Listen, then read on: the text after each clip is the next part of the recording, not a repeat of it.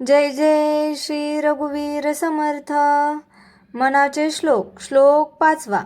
मना पाप संकल्प सोडून द्यावा, मना सत्य संकल्प जीवी धरावा.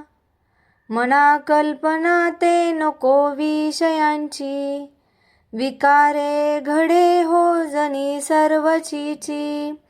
जय जय श्री रघुवीर समर्थ. आता आपण या श्लोकाचा अर्थ पाहूया.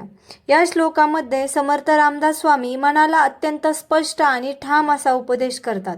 ते म्हणतात, हे मना, पापाकडे नेणारे सर्व संकल्प म्हणजेच वाईट विचार आणि चुकीचे हेतू पूर्णपणे सोडून दे.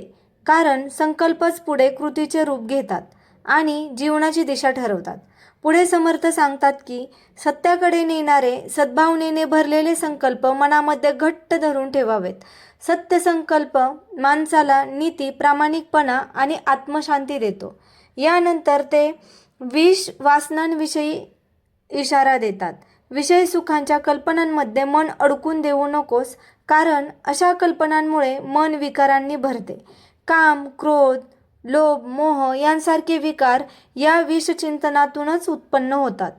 शेवटी समर्थ सांगतात की या विकारांमुळे समाजात माणसाचे आचरण निंदनीय होते आणि त्याला लज्जास्पद स्थितीला सामोरे जावे लागते.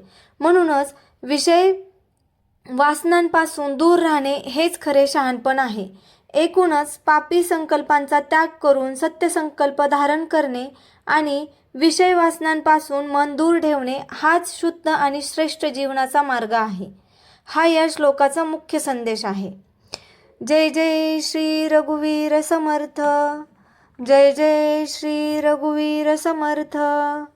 जय जय श्री रघुवीर समर्थ.